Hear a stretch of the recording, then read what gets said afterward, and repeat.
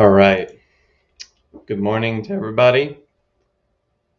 How has everybody been over the extended Labor Day weekend? I hope everybody got a chance to relax, come into the market with maybe a bit of new perspective or some new things to try and review.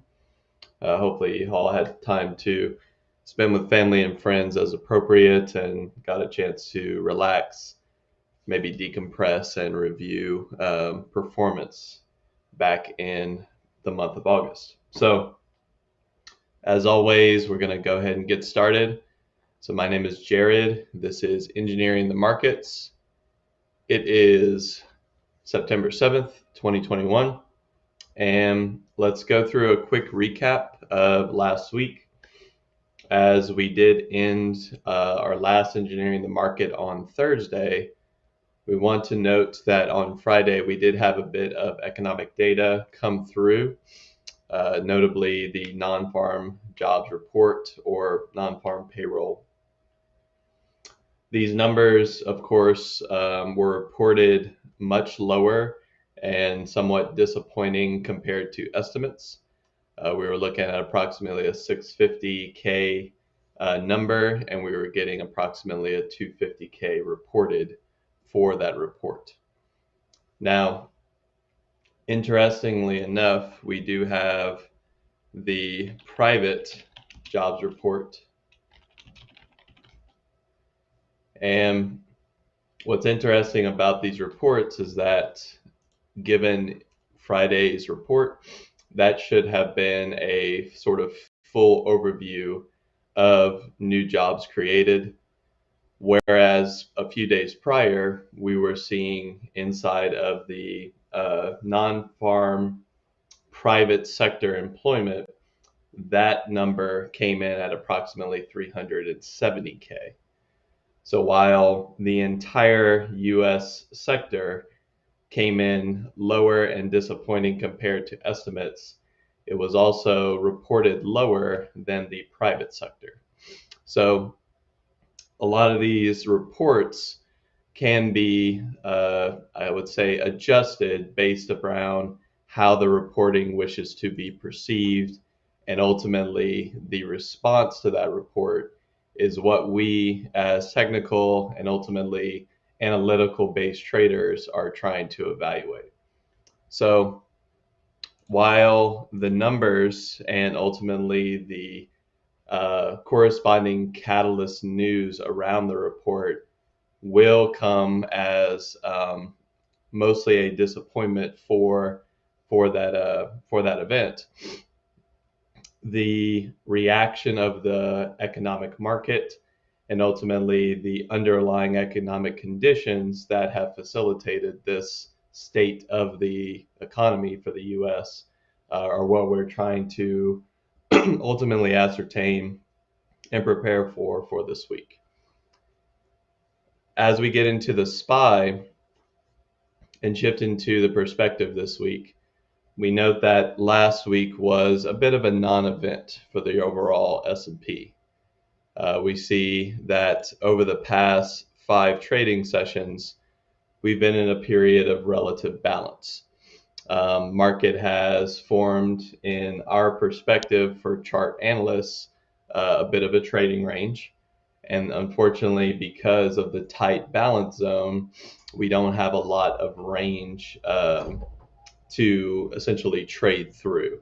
Ultimately, there hasn't been a decision to the upside or the downside, and that lack of, I would say, profitability within the lows to highs can make this a bit of a challenging period as traders.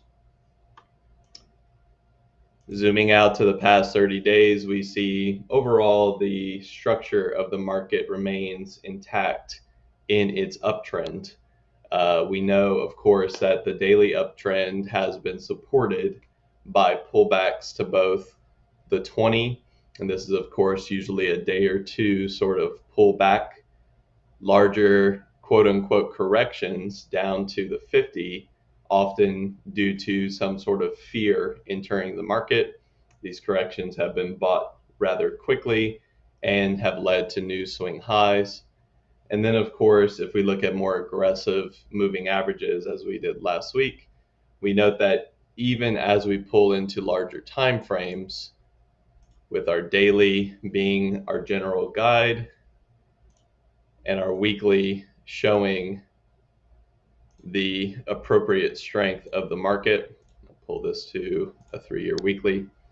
The market remains trend bound, and ultimately, as we get extensions away from deeper pullbacks, we simply look to hedge, quote unquote, or prepare for any event of something much larger in the market, which we have, of course, not seen as of yet. We note that the NASDAQ is similar in this regard, albeit structurally different, as it does contain heavier weightings in technology and growth-based sectors. We note once again that there is some technical channel resistance we are coming into for the NASDAQ, but as we have pulled back throughout the low to high extension for the channel, we've had moments in time for new demand to enter this market, most notably 2 to 3 week prior pullback to an aggressive moving average like the 12 or the 9 EMA shows us that market participants are willing to speculate and push this market higher. Hence, we note that we are at resistance, but we also note that the conditions of this resistance have not been met for a sell. Ultimately, the market needs to define pivots or find a moment of bearish weakness or bearish, I would say, give back against a key level. This is not something that we've seen, and yet, and therefore the market continues to trend once again with the daily as our guide. We want to remain in this posture for as long as possible as the trending market and ultimately buying certain pullbacks has been the most successful play in a lot of these index products. And finally, with the IWM, with our defined range and of course the recent move from low to high, we want to also keep in mind that while historically we've seen selling points near these highs, we want to also remain open that this can be the beginning of setting up a new trend in this market. As once again, with the daily as our guide, we have not only pulled down to the lows of this trading range, but have reacted quite strongly off of the 200 period moving average, something that has not been seen since previous September, and ultimately setting up this market to trend throughout the early to late 2020s into 2021. And that, of course, was last year's price action, noting that we have pulled to the same moving average for the first time in a year. So, one thing we continue to do is to simply review our most notable S&P sectors. We continue to see that our main sectors, all of which have been strong and leading at one point, are also trading at or near all-time highs. We know that the technology sector has been one of the key components of the SPY's overall strength, and of course the NASDAQ itself. And while last week was a bit of a lackluster trading week, the market continues to accept that these upper prices are relatively fair. There is no evidence of strong selling, nor has there been any breach of our general trend in quite a while. So while the market may seem extended or overbought, or it obviously cannot go higher given where we have come from, the opposite continues to occur. The market continues to trend, and we are seeing that market participants as a whole are accepting these prices as fair. And until we see the opposite, of course, confirmed with volume and technical signals, the fact remains that the path of least resistance has always in this market been to the upside. We also have a new leader in regards to what sector has begun to trend, and that has, of course, been healthcare. Healthcare, not necessarily the most risk-on sector across the world, but as a component of the S&P, still holds a large relative weighting compared to other sectors. And as this market has trended, pullbacks to simple moving averages such as the 20, these are often buy points for a trending market, have been successful and ultimately have led to new swing highs. Once again, this market trading near all-time highs, and we are seeing once again the pattern of least resistance taking place, where pullbacks have been bought, new trend and strength continuing to get stronger. And finally, with financials, the push and pull that we have been discussing, mostly in relation to the effects of the bond market and the fact that while technology often will take a bit of headwind resistance against a rising interest rate, the financial sector is often there to pick up the slack. And in our current situation, at least in the short term, we do have a bond market that is relatively calm against a previous volatile set of up and down swings. We've seen interest rates rise and fall this past 6 months to a year. And each of those events, especially the most notable highs and lows, have led to volatility coming into our equity market in the form of new sectors gaining strength and, of course, losing momentum. However, while the financials may not necessarily be the most obvious trending market, the continual theme remains that we are once again making new daily all-time highs in this market as of last week. And while this pullback has been, of course, against that previous high, this market remains weekly relatively strong. We see no, I would say, strict warning signs that this market is ready to turn outside of shorter term pattern structure. And with the remainder of the market, especially across our main sectors, trending to the upside, this has all of the conditions to either remain balanced or even continue higher as we once again pull back to our trending moving averages. So in this scenario, and as we pull up the bond market in the form of the TLT, we want to note that the past couple of weeks, this market has, I would say, given us an opportunity to reassess where money flow is going as the interest rates have been relatively stable. We have not seen the same directional bias in something like the 10-year index. And yet we have also seen inflection points in the form of prices. We know that our double bottom has been set. We know that our previous swing high has been set in the larger context of the market. And ultimately, as we remain somewhat compressed in this area, of course, with the TLT as a more tradable instrument for what this compression looks like, the market may be ready to make a decision.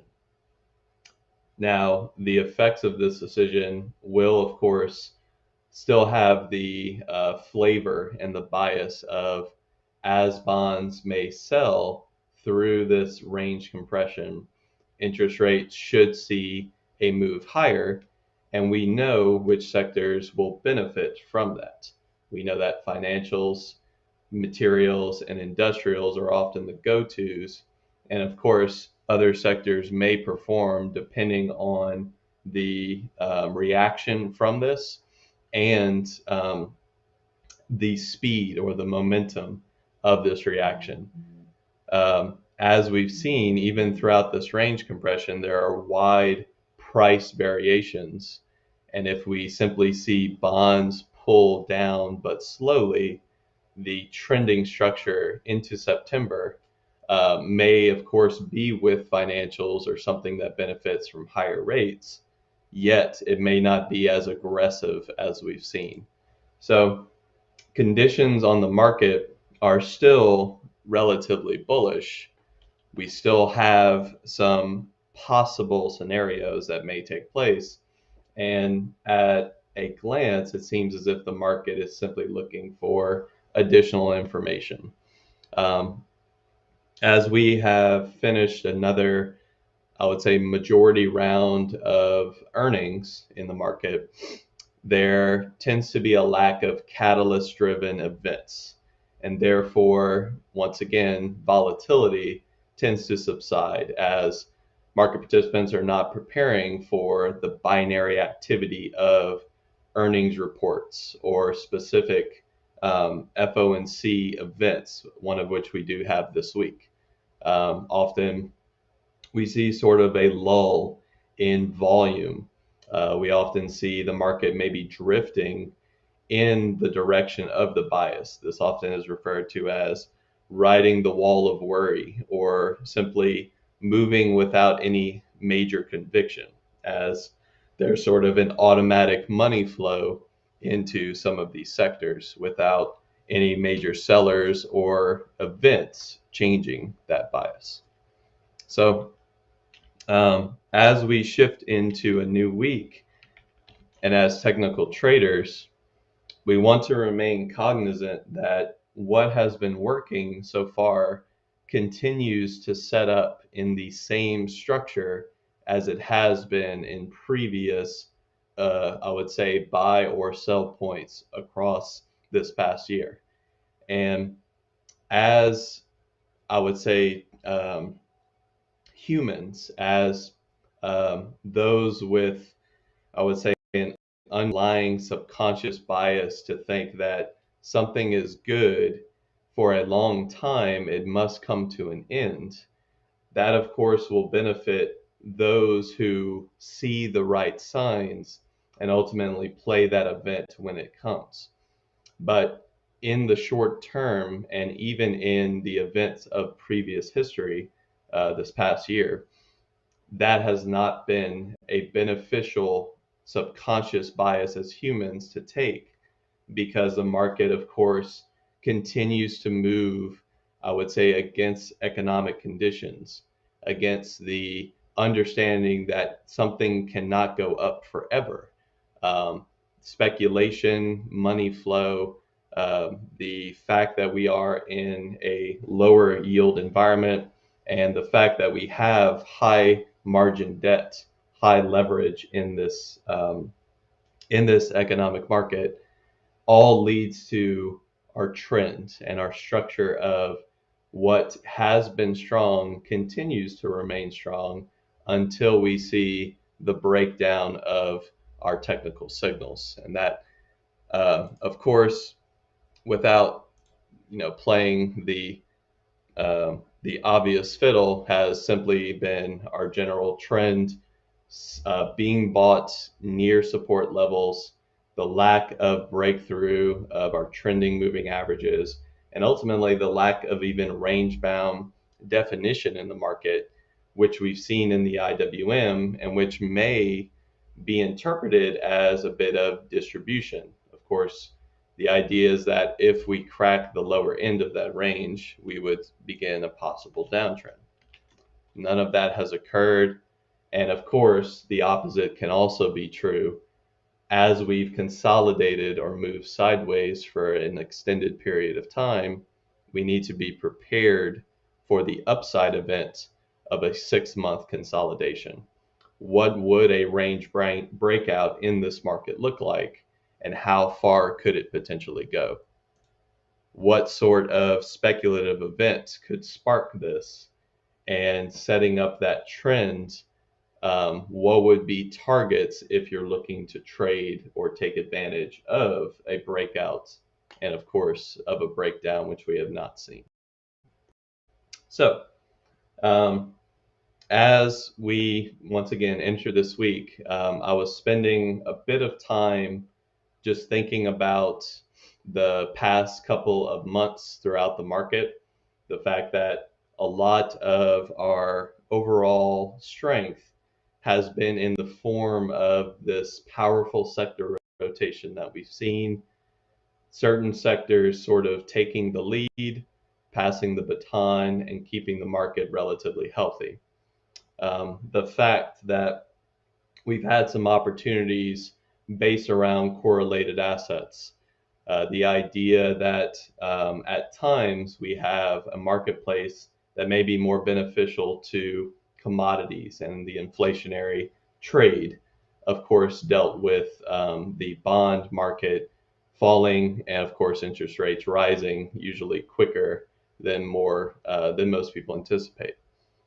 Um, Thinking about the fact that as we focus in different areas and we find different opportunities, whether they be against or for the overall trend, the fact that the chart is often our guide and our bias, regardless of what we hear or the news conditions around it, the underlying risk of the asset itself, we often try to remove as much of that as possible and simply ask what the chart is saying. What are the technicals saying, and is it different than what we are hearing? Is our human bias against the, I would say, the fair value and the pricing that we are seeing, and of course, the overall effects of that pricing? That has played out in things like our China-based trades, where we've seen these higher volume events near the lows when fear has been the highest. Of course, understanding that if there is high fear, it can also provide high opportunity, and that has taken place in the form of trades, and the eventual change in this market condition may be further out in time, as we may have bottomed in the short term. Um, Putting all this together and thinking about how to move forward, both for myself and for us as traders, how to present a market where we see a lot of the same, but we also are waiting for major shifts. And really, the way I see, or the way I thought about how to present this, is continuing to do what has been the most boring thing to do, which is to take the pattern and structured approach of why can the market not go higher?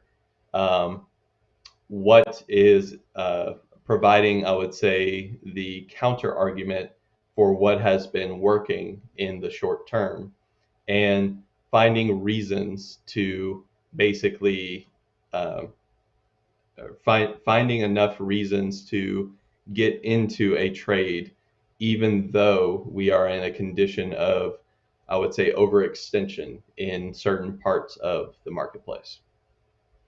Um, Trying to remove your human bias, pulling away from what you think should occur because of what has previously occurred, and instead saying, allowing this pattern to continue until it breaks.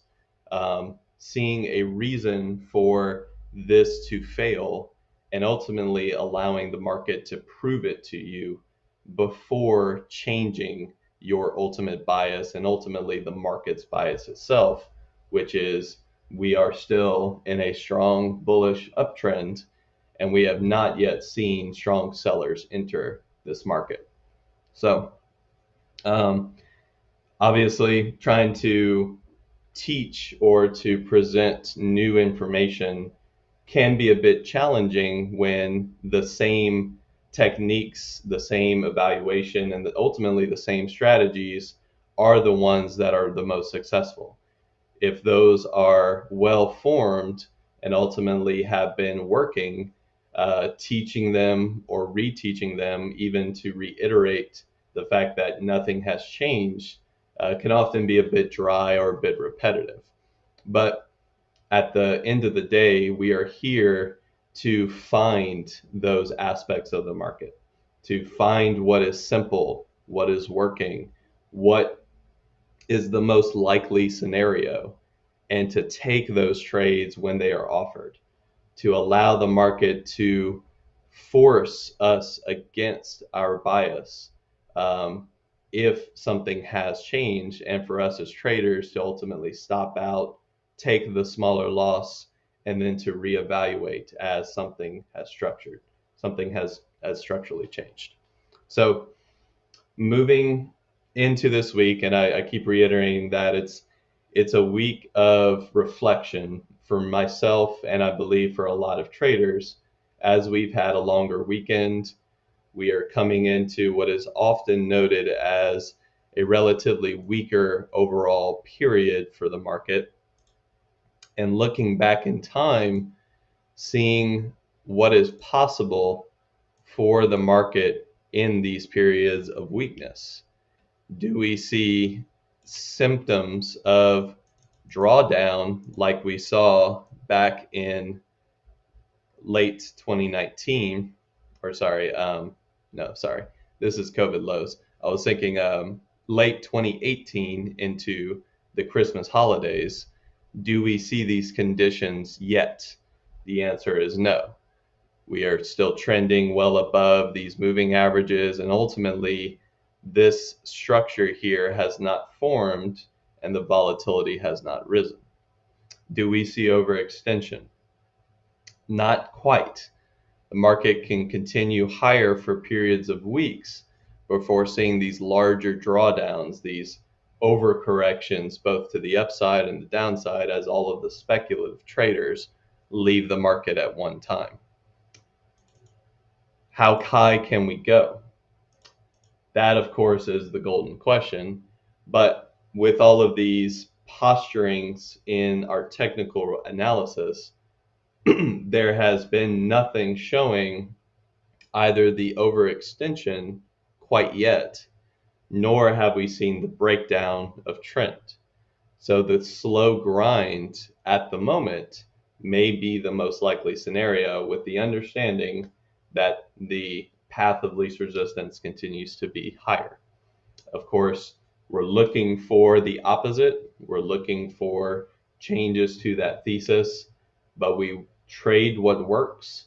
We find what's boring and what continues to be the most profitable, and we continue to push the narrative until conditions change. That has all of the ramifications and I would say the overall effect of providing you as a trader the best risk to reward and ultimately the best probability of consistent success while this condition remains until it changes, of course. And of course, as traders, we adapt. We look for the opposite thesis, or we look for something that now becomes the best case scenario or the best probable scenario. So with all that said, my name is Jared. This is Engineering the Markets. Moving into this week, we don't have a lot of events. There is an FOMC event coming into, I believe, next week, but I will get that date for us tomorrow. Until then, there's not much in the way of earnings or just short order reports that we can take advantage of, but be on the lookout for things occurring under the hood. Is your vehicle, the vehicle of course being the market, starting to give you warning signs? Are your lights flashing? Are you getting different indicators coming up? And until that vehicle shows those warning signs, continue to believe that it will head in the direction that it has been heading with little to no problem in the short term. So, that said, we'll talk more tomorrow. Stay tuned for pre market prep. And as always, trade safe.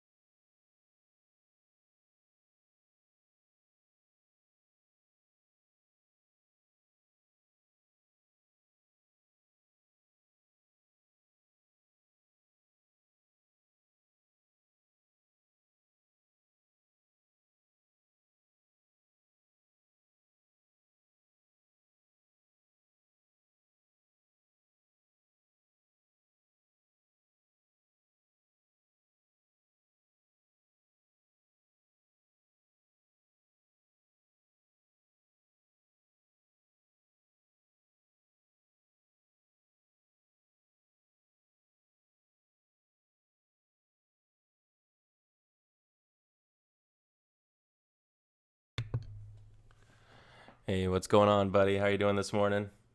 Hey, good morning, man. I'm doing well. There we Hey, good morning, go. everybody. How's everyone else doing today?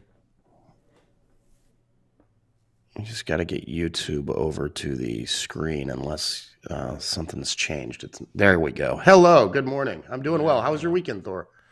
Yeah, it was good. I relaxed this weekend. I'm normally a Nice. busybody and would end up doing like 400 things on a weekend like Labor Day, running around, looking at stuff, picnicking, beaching, whatever. We just staycationed it. We just hung out at the house, threw the kids in the pool, got our barbecue on, and had a ball. How about yourself? Yeah, same, man. Pretty much a little bit of boating, a little bit of fishing. Mm, Watched a lot of sports. Thank God college football is back. right on. Watched some great tennis over the weekend, the U.S. Open, and a little bit of golf. So Very it was nice. very nice. Yeah, that sounds great. I haven't followed college football as much, but um, I really have been more into it the past couple of years. I've found a lot of the action in college football just a lot more pleasing. I just in general, it seems like the spirit of the game exists a little bit better there. So it's I have found myself yesterday. I found myself watching my wife's like, "Who are they?" I'm like, I don't know. But I like it. Well, it, Looks it good. is it is for it is for now, but we'll see what happens now that these college players are going to be able to become millionaires as 18 year Oh, olds. So right. My goodness. This place, right? So otherwise, let's take a look at kind of what we got going on today. Looks like we do actually have a few things on the gappers list today, which is pretty interesting. I'm seeing stuff pretty much a little bit of everything all over the place.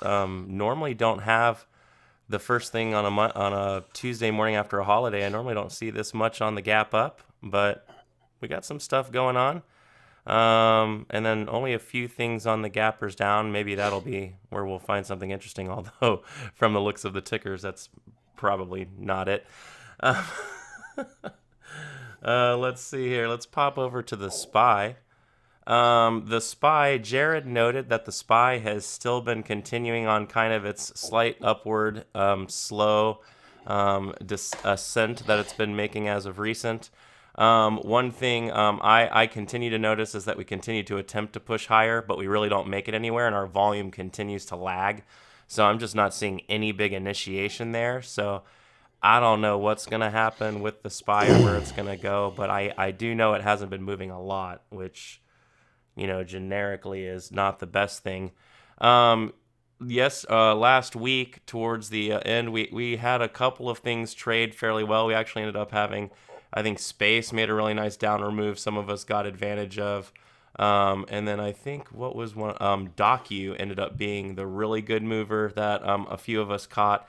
We had pegged this one out in pre-market. It had a big hammer, and then it had earnings stuff going on, and this thing just went straight up, which was a fun trade for a few. Although that spread and price was something to deal with. We had a few others, but otherwise not too bad. What do you think, Norm? What's going on? Anything interesting you got Friday, and then what else we got going on, pulsing out? No, I started my weekend a little early, brother. But Right on. but like you said, I mean, we're light volume on the indices. SPY is up just a hair. I mean, I would call it flat. Q's flat, just below all-time highs, consolidating here. But like you said, on a little bit of declining volume, so we'll see how that works out. It is September, October. People sometimes worry about being rough months for the market. I will note, though, that even with this light volume and everything else, the VIX is up 5% this morning, roughly. So I don't know if that's meaningful, but we'll see. We'll see if that has any bearing on anything. There's no economic data out today. We just had that jobs report that came out Friday that was a real disappointment compared to expectations. So who knows? Yeah, I'll really be interested to see how that comes into play today. If do we really just shrug that off so easily? Because I mean, it really was on Friday. It just seemed like, meh, like, I'm kind of used to the market, doing these really big, exaggerated swings on basically a tweet, and now all of a sudden it's like you can have jobs data come out and the market just kind of goes, yeah, I'm fine. Yeah, so it really does show how extremely different Well, markets can be from year to year.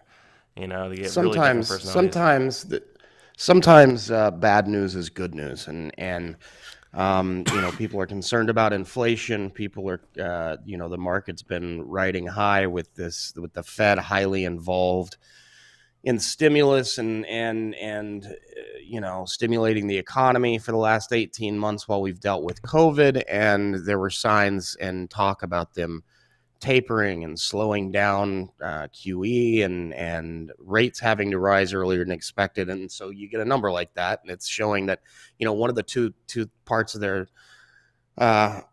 mandate are to have full employment. And when that jobs number comes out, that's going to make a difference. So Hmm. That is interesting. So, all right, well, let's pop over and let's get into the gappers up a little bit because this is turning into quite a list all of a sudden. I'll rock through these. Might get through a few of them a little quick, just familiar names. Norm, as usual, if you see anything that's worth noting, just talk over sure. me. Um, IRNT. IRNT finds itself in the lower float area, not super low float, but lower float. This is Iron Net. It has quite a gap up today, which I find a little bit interesting. Anything fun with Iron Net there? Well, this is a recent de-SPAC. So the last few days, end of August, started trading under this ticker from its previous SPAC ticker. Hmm. And I think that there is some talk of this being a possible meme stock. So I see. So I feel like I've been doing this for a few years, and I'm probably getting to the point to where I know a lot, and then I didn't even know that you could de-SPAC a company. So look at that, learning something already this morning. So that's pretty I will interesting, huh? point out this has an atrocious spread on it pretty consistently. A $30 stock, I've seen it as high as $1. Oh, So that it's not hurts that bad at already. the moment at a penny or so, but it looks like it's selling pretty hard at the Yeah, moment. But when I've looked at it, the spread, the spread right there was kicking to 80 cents yeah, at one point just for a yeah. flash. So And there's a lot of gaps in the level 2 as well as far as liquidity goes. Yeah, that's going to be rough for that risk management. You think it's a $30 stock, so you load up like a $30 stock. All of a sudden, this thing gaps like a $300 stock. You're really hurting, huh? Yeah, that makes me Yeah. nervous. IRNT, I'll put it on the list for review later, but I doubt I would be trading something Yeah, I that would be volatile. That worried. makes me nervous. Ron has an interesting question here. As a meme stock, is it squeezable? Well, I mean, the last reporting has the short float at 1.5%, so very, very low. There's really no juice there. Not to say it can't go up, but a technical short squeeze, I don't see that happening with short float at that level. So. Yeah, I agree. All right, Renovo RX Inc. Find itself. It had a big day a week or so ago, and then has found itself on kind of a low volume drawback now, finding itself bumping again today. Super low float at 6.1 mil. Anything worth looking at on this guy? Yeah, they had some positive news on a tumor treatment device and or drug. So right on. All right, I'll put that down as one of our watchers. We can come back for a little bit for the low float gang, and we can hit a couple things there if it looks. PLRX, which is Pliant Therapeutics Inc. They gave me a challenge with that one. Also gapping up a bit today. Looks like it already made quite a jump, and now finds itself kind of back down. That's quite interesting. Must be another spready one. PLRX here, 24 million float.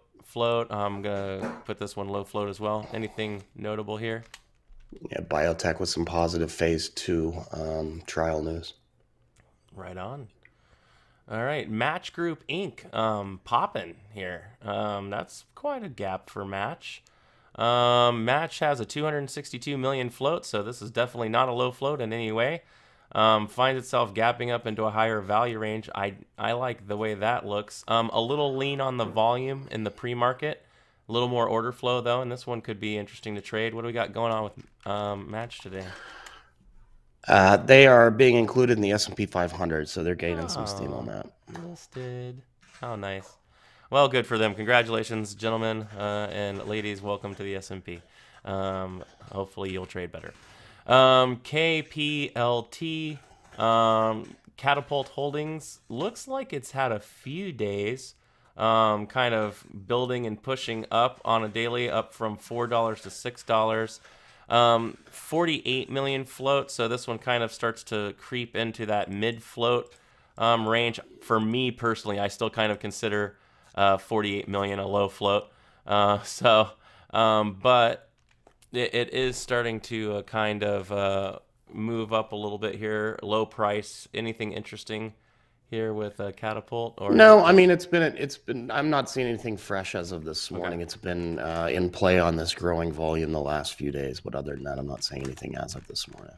Right on. Catapult just got dropped by AEHR and Billy.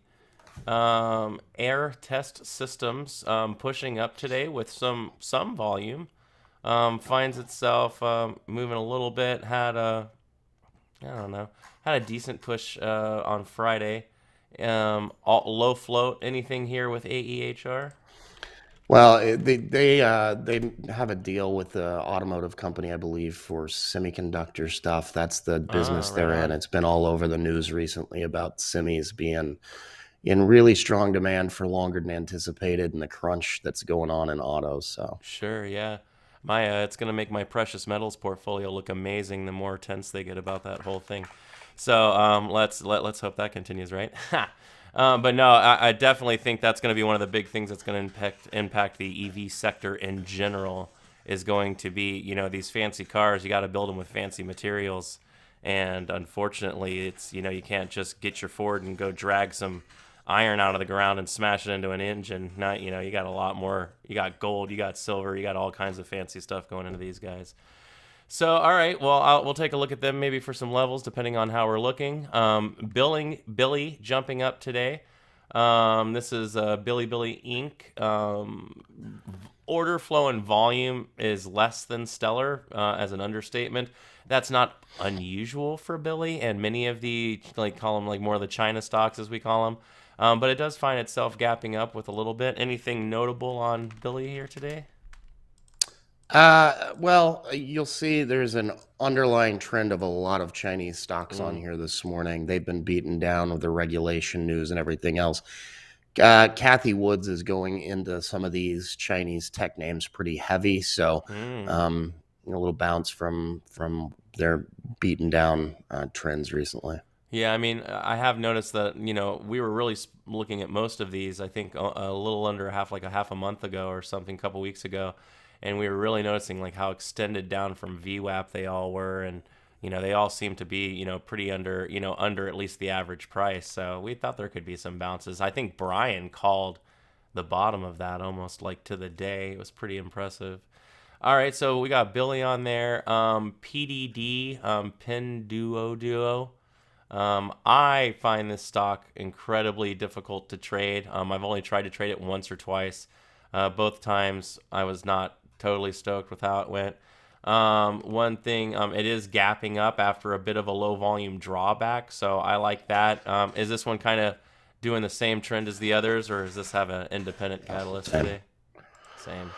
I do not like the opening volume, but we'll throw it on there just in case. TIGR has been on here for a few days. I'm not a huge fan of the stock. Low volume in the pre-market. It has been moving horribly from day to day, so I'm just going to move on from Tiger. FU2U, as Carlos famously says. Let's, what are you going to do? Futu ended up on the daily, looks very interesting. Had this really big engulfing push here that brought it out into range, and then spent a couple days consolidating lower, now gapping back up. This has kind of the looks of a cup and handle kind of look, or an ABCD maybe on the daily starting to set up. Volume, though, in the pre-market is just horrible. So anything with Futu here, or same old? Yeah, we're going to have some. Maybe I should just make a Chinese stocks section so I can just evaluate those all together, because they're going to all be like the same thing. There we go. I wish I was as good at Carlos as making new rows. NetEase Inc. NTES. Volume in the morning is horrible. What do we got here? I mean, high float finds itself gapping up a little bit, but I would need volume to really consider even playing this thing at all. Anything interesting with NetEase? Same. NTES, all the same. BEKE, or Brian Pesham's beloved Becky. Finds itself with really low volume. I'm not even really sure how this is on. I mean, I guess from the close, it would technically have been gapped up, but that's really stretching it. Anything notable on Becky here? Otherwise, I don't think this looks very good at all for me. Same. All right. SharpLink Gaming, SBET. $6 stock, really low float. Looks like it moves around a bit too, spready. Not really into this one. Looks like it's got some kind of a catalyst, notably that's happening, but no volume coming in with it. So I think there's better low floats out there than this one if you're really going to throw into that one. Anything interesting there? No, I agree with you. This was in play a little bit the last few days on a little bit of higher volume, but I don't see anything super fresh on it, and you need a lot better volume on a float of this size for it to be worthwhile. For sure. Baidu doing China stock things. So we'll just probably leave this up to that. But you can see order flow again in the morning, just very lackluster. So Baidu can trade sometimes, so I'll leave it on there in case it decides to wake up. See, we got this big gap up list, and I've only got like no stocks so far that I actually want to trade off of it. TME, which is Tencent Music Entertainment, finds itself, it's been on a bit of a consolidation for a while, is moving above the averages, but again, really low volume. I have a feeling this might be a theme for the day. SPY, by the way, just noting off the side, SPY is starting to sell down quite a bit this morning. So I noticed VIX was up a little bit, SPY going down a little bit. Maybe we get a little bit of that volatility to come in today once everyone wakes up. BTCM, which is a bit mining group. Serious volume came in off of $10 a couple of sessions ago.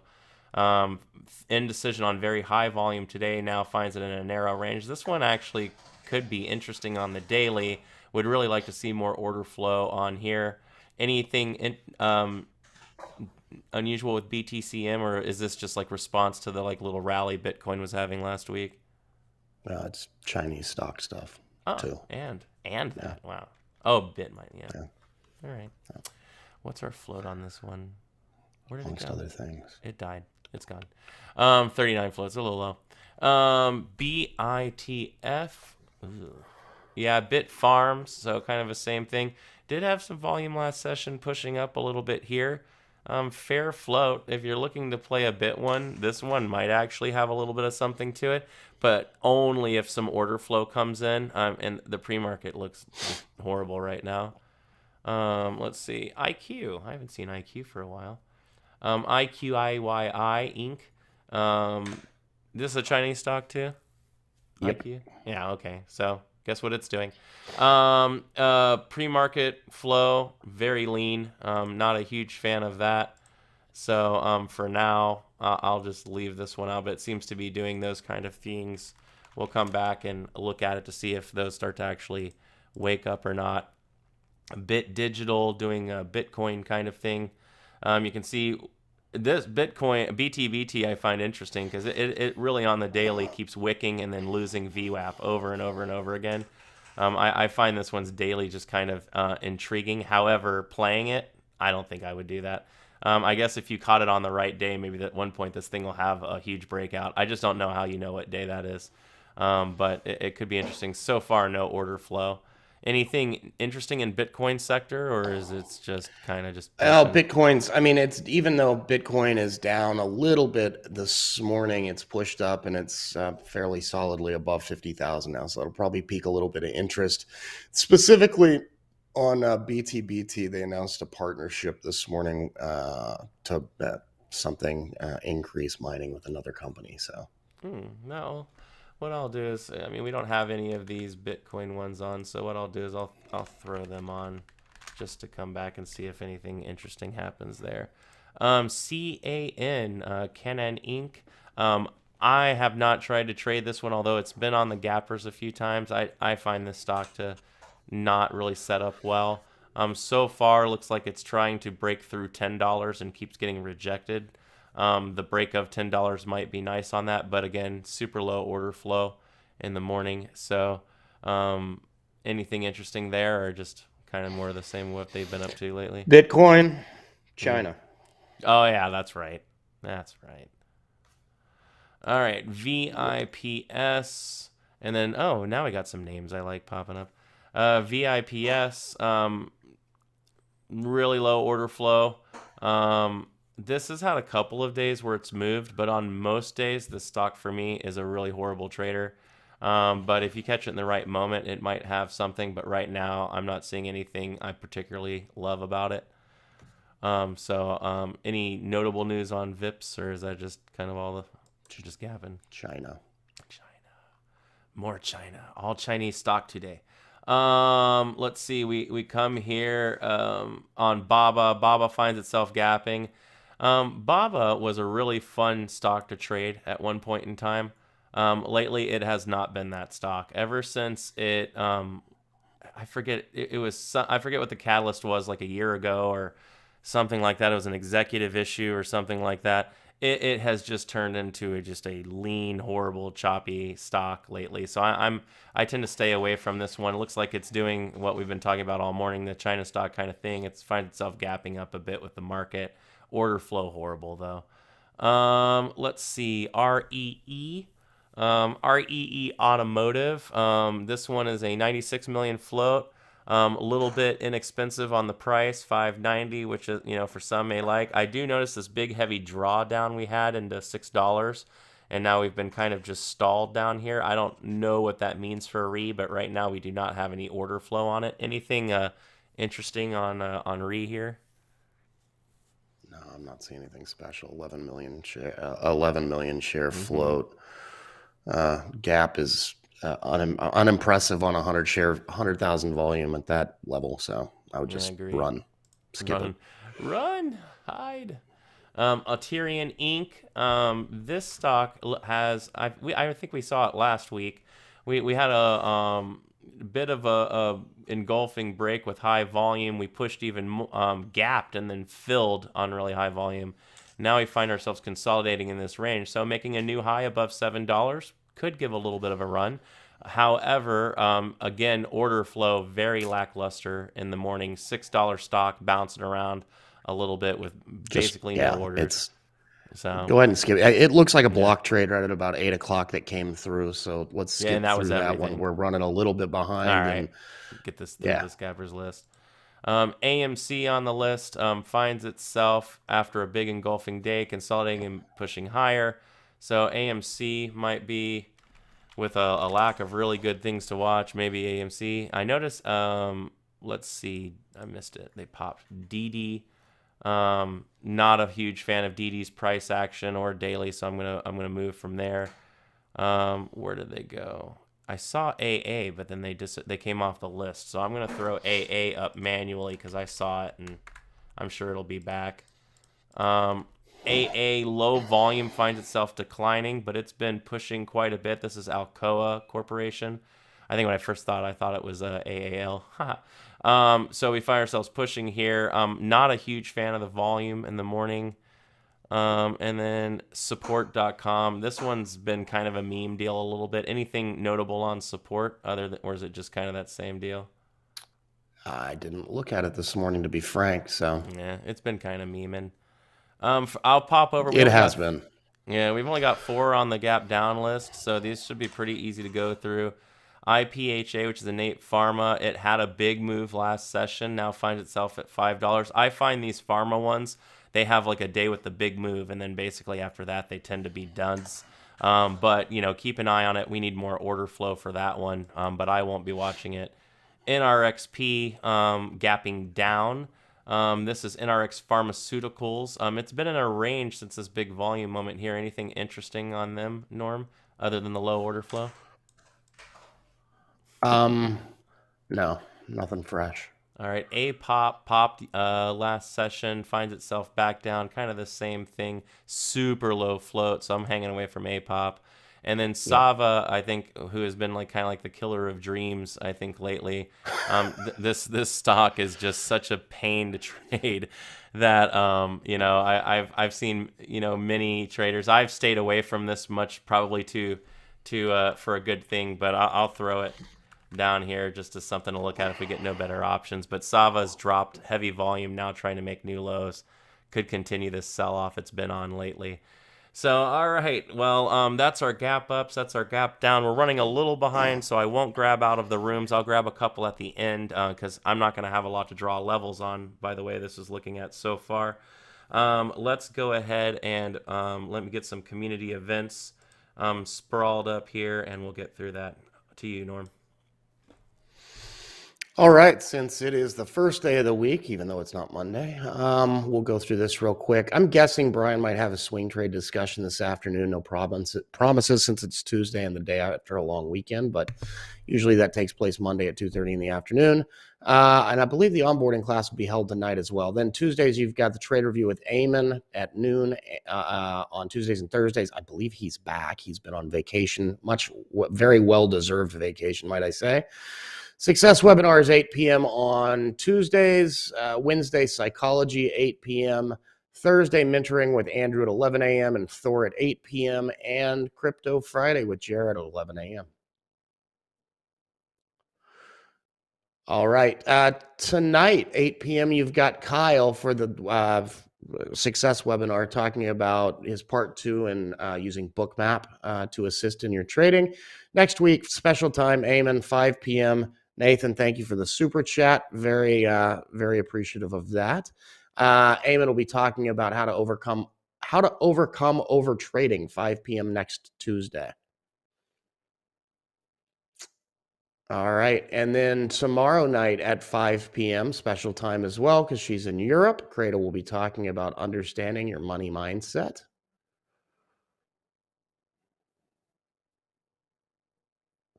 All right, Verbal Traders, BBT Family Giving. All right, last month we totaled it up on Friday, and I apologize, I don't have the screenshot for it. So the Organization for Autism Research, OAR, is the charity that we had for August. We collected between super chats and donations on the site. It was $1,940 some odd dollars. So Andrews rounded that up to 2,000. He's matching it with 2,000, and we are providing Organization for Autism Research with $4,000 donation on behalf of BBT. That's amazing. This month is Cure Childhood Cancer. It is Childhood Cancer Awareness Month. So all donations like Nathan just made via Super Chat over on YouTube will be matched dollar for dollar and donated to them this month. All right, if you want to participate in the member trade of the day, trade of the week, take a screenshot of your best trade of the day, mark it up with any commentary you can provide. Obviously, it should have entries and exits so we can actually see the trade. Tag at Bearable Traders, at Mike B_BBT, and at Norm BBT. Also use the hashtags BBT Family. Day trading and stock market will announce the winner each afternoon in the closing bell show in the room and on Twitter. And all those trades of the day will be eligible for trade of the week, which will be voted on by the team over the weekend and announced on Monday. All right. Speaking of YouTube, if you are watching us on YouTube and haven't tried out the chat room, you can use the promo code premarket24 to get the test drive membership, which is 1 week before it cancels itself. And 1 week, scroll down on that screen to the test drive, click that button, use the promo code premarket24. It'll get you a discount. Like I said, it only lasts 1 week. It does not auto renew, or you actually have to go choose a different membership category. And then if you would like to become an elite member and get access to all of those webinars, seminars, everything I've talked about, use the promo code SUMMER40. It'll get you 40% off the annual elite membership. Thank you, K. Brian L. 1979. Big $20 bomb there. I appreciate it. Thank you very much for the kids. Yeah, I do want to take one as a parent of children with autism. I really just want to take a moment and say thank you so much to the BBT family and everyone out in YouTube land there that did so much contributing for OAR last month. It really warms the heart to know that I belong to such an amazing community. It also shows the power of numbers, with $20 here, $5 there.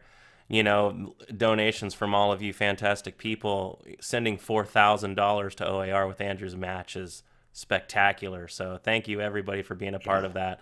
And thanks, Norm, because I know you've been a big part of helping organize all of that and get that initiative running for BBT. I think it's a really amazing usage of this, the extra funds that we're kind of generating here on YouTube, man. That's really cool stuff. Yeah. Thank you, guys. And when it popped into my head, we started getting these super chat donations.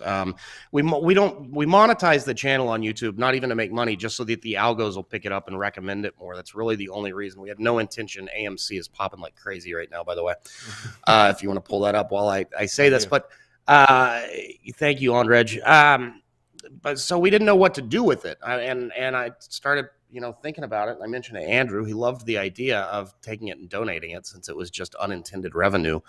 So yeah, I couldn't be happier that it's caught on the way it has, and thank you, guys. Yeah, that's awesome. Well, we've got some action going on, Norm. Looks like AMC woke up. So found it on the gappers today. We're definitely moving away from this kind of high value area we've set up, and I think we've got some pretty obvious areas to keep our eyes on as we start to go up. Just in the near area, we can see here on the daily, 4820 kind of marks the top of this little ascending pattern, and I really like, if you go back in time, you can kind of see how this line just splits through everything here. So that's really pretty nice. I do see kind of like this test area that I'm interested in right here at this candle. Notice that's almost the bottom. So if we start to draw down a little bit after this big spike, maybe we look at going there. Remember, just because we had a big volume spike to the top side doesn't mean we're going on a big run. So, but right now it looks like we might be. So one more area. Hesitated right there at R4. I know you don't have your pivots My on hands that up. on the chart right there, but I know that you watch those closely, and that's paused right there before blasting through on the 2nd-minute candle. So Oh man, this thing is lit right now. Someone put some jet fuel, rocket fuel in this one and lit the match. So yeah, AMC looks like it might be playable today. I can already feel Jared's excitement building. I don't I It's like I'm excited for him. So that's gonna be fun. So we'll come back to AMC in a little bit and we'll take a look at it and see if we need any more levels than that. But right now, it looks like this thing's gonna try and push to challenge the top of this range. Otherwise, we'll look at it to move up into the bottom of that range if we don't have anything else to take a look at. Other than that, we had IronNet. I am not a huge fan of this one. I can't really pull you any levels because there aren't any. So this thing's just taken off. Anything that you're going to want to pull, you're going to have to pull out of the pre-market. I would look back for any major kind of, volume or range areas. So if this thing is going to continue its downward trend that's been on since it's gapped up, then I would look for it to, maybe draw back to VWAP, maybe $32 near the 50 and then continue its move down. Otherwise, you're just going to have to watch volume on this one. Let it draw down until you see a huge spike in volume, and then maybe you're going to bottom. Match was one of our better looking gappers, if there is such a thing. Because right now, I'll be honest with everybody, this isn't my favorite list that I've taken a look at. I mean, AMC has me a little excited because at least it's awake. But other than that, I'm not finding anything. So I'm going to nail through some levels real quick, and then I'll go to the room and see if you guys have anything that's standing out. This line here really kind of, it's already setting as basically the low. It also goes right into the meat of this consolidation range from before, so I find that interesting. If we lose this low, then I would look for a gap fill on MTCH, and we get this a lot. You have a stock that's well accumulated, it gaps. Notice how we have the high volume here from 2 sessions ago where we accumulated well. We then had a mid-volume candle that held, looked really, really nice for an upward move here, and we got the pop out. Well, now we've done this big, big move here, and we've had a lot of people have already made money. So what you're going to start seeing is profit taking, and what can often happen with that profit taking is we will fill the gap all the way back down to VWAP, basically previous days highs and closes, right, and then bounce and then go on the trip we were actually going to make. So don't assume on match just because we find ourselves gapped up here that this is just a go. Right now, with the way this thing is upside down, it might actually fill. So, but spread on match, not great. Order flow, not great. Really need this thing to wake up a little bit. AMC starting to drop its volume now after the big move, starting to consolidate a little bit. So that'll be interesting. BTBT, I threw one Bitcoin on here just so I could look at a Bitcoin. One thing I've noticed on these miners is a lot of them are trying to push through their average price, but they keep getting rejected. So I would look for we had a pretty good indecision candle here with some volume behind it. If we make some new highs, maybe interesting, but with the pre-market action looking like this, not a huge fan.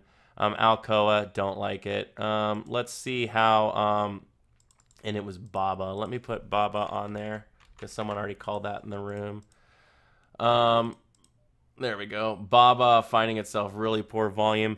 I'm going to go ahead because I'm not really liking, if there is something specific on this list that you guys want me to review, feel free to call it out as a separate item.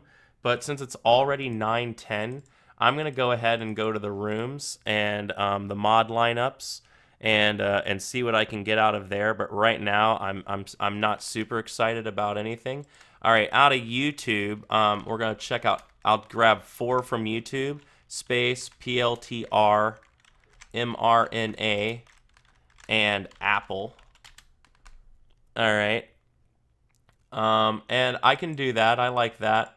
For the rest of the room on the BBT side, someone is asking to look at the SPY itself. Neo, Tesla, lots of Neos. Okay, well, you know I love me some Neo, so maybe that'll be my fun. And then Be Big from AIKA. So Be Big. All right, that gives us 8 to look at. So that should be good. Thank you, everyone, very much for your for the suggestions. So taking a look at space. So space, I traded space on last session, and it was actually a really good trade for me. I got short pretty high in the day. And managed to get a pretty good drawdown to the low. Wasn't the world's biggest move, but it was enough to get it done. I find the order flow in the morning a little lackluster, but we do certainly have the ability to move down further, down to this, this area way down here, right?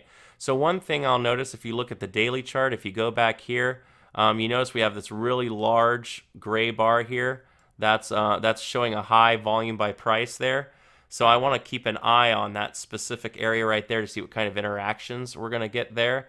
And if I come in on a little bit tighter of a time frame, then obviously there's this low right here. And that happens to be where we're sitting right now. So we've attempted, let me get a little more data here because I'm only loading 2 days for some reason. There we go, a little more data. And that brought my cams in. We find ourselves, we did try and gap a little bit below that level, and then it squeezed back up on super low volume, now pressing back down. So if we can really, if at the open we hold here and then squeeze and then lose that level, maybe some downside for space. PLTR has been on a nice little rally for the past few days, but I do not like the volume it's been doing it on. Notice we had this press that came out and pressed out, and then since then we've been rising on lowering volume. It's not a great look for any stock to ascend on low volume. That's also an issue the SPY is having right now that I don't like. But you can see kind of this clear level here for a test. We've tried to go through it before, so that's what I'd be looking at. Order flow looks very algo in the morning and very low. So you'd want to see more order flow come in at the open specifically. And then I would be looking for that level. That would be one of the main ones I would be keeping an eye on to see if this thing can actually get up and break out. Otherwise, if it rejects, I'd look for it to come back down to VWAP or to test the top of these candles at 2580. Somewhere right around in there. All right, mRNA.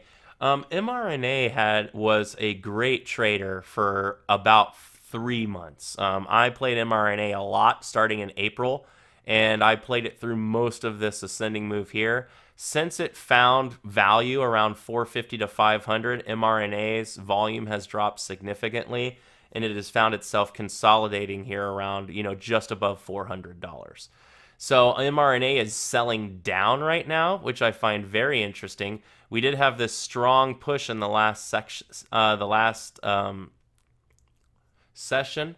We had this really nice push on some good volume, so that it actually looked pretty interesting. The level that kind of pops out to my head is the tops of all of these candles right here. We find ourselves testing that in the morning and now rolling over. If we lose it and go down generically, I'm going to be looking for, maybe previous sessions open or low somewhere down here for it to make a run back to $400 or lower. So if we lose here, we certainly could draw down a bit. Just keep in mind that mRNA in this area has had some very narrow closing candles. So, that's a lot of indecision there. If we hold here and make new highs, then, previous day's close is going to be the big level I'm going to be keeping an eye on. Jared's king of all levels. I tend to agree. I think that could be a really fun play if that manages to come to fruition. We have Apple here. Apple has been pressing on the daily again with slightly declining volume. Not as drastic as others, but still declining. I really like to see these moves as they go up and go up. I like to see the volume, like making an upward alligator mouth. It needs to be strong and pushing. Right now, I see all of these wiki pushing, almost rejecting candles as we continue to press. And on the cams, we find ourselves opening right near R4 with a tight cam range, which could promote an inside day. If we squeeze to R4, throw some volume, I may look at a short on Apple for a full run of the entire days range, and even maybe a little bit lower for a breakdown. The bid on Apple notably heavy to the downside in near price. If you start to break out, you're going to have to get all the way to 155.30 before you start filling orders. So you need to break out to get to those orders. Right now might be holding up. I kind of like Apple. So Apple will probably end up being on my list today. That's really interesting. SPY. So this is what I was talking about on the SPY. You find SPY here pressing, and as the SPY presses, it's pressing on this kind of lowering volume, if you will. Now SPY has held it up a little bit more, but again, every time we push, it just doesn't seem like anyone's really that excited about buying here. It seems like, and if you were watching Jared's Engineering the Markets, he kind of talked about. He made this really great analogy that I liked because for all of you who know me, I love a good analogy. But one thing that he was talking about was if you don't have any signals in your car, if you don't have a check engine light, then you kind of should just assume your engine's working, right? When you get a check engine light, obviously, then you need to start looking and figuring out what's wrong with my car. But right now, we don't really have, not really, Gary. But right now, what we're seeing is we are seeing a press, but we don't really have like any kind of major signal or anything that tells us the car isn't working, right? Maybe lower volume ascent, which shows that we're stalling a bit, maybe. But right now, you would want to see, like Jared's pointed out, notice how here on the SPY, as we pushed back on this day, look at this big volume bar. It just dropped, huge volume, right? And then we kind of dead cat bounced and we went up from that. But every time before we get these moves, we get this big drop and then high volume, and then we press. So we're going to kind of be looking. I actually think we're kind of in a similar scenario where we've been pushing up on kind of lower volume. So maybe this is going to happen soon. But right now, we just don't have anything that says that's going to happen. Right now, keep your eye on pre-market low. For a downside. Also, the bottom of the TFL line here kind of sticking out on me. If we somehow hold and go to rally, then obviously previous day's close and making new highs are going to be what we're going to be focused on. NEO looks really interesting on the daily chart. If the SPY goes strong, this will be the stock I will be watching. That's funny. Check engine lights aren't always on. That's hilarious. You can see NEO here. Has had a really, pretty decent amount of volume here and then has been pressing the past couple days. Right now it's poised to break and make a new high. If it does so, I'd like to see NEO run and test the bottom of this prior range up here. That would be a real big candle for it to do that, which would be a lot of fun. But if the market goes strong today, NEO is going to be where I'm going to be looking to see if I can get a good run. This stock can trade really well. NEO has super tight pivots on the cam structure, and it's already opening at R4.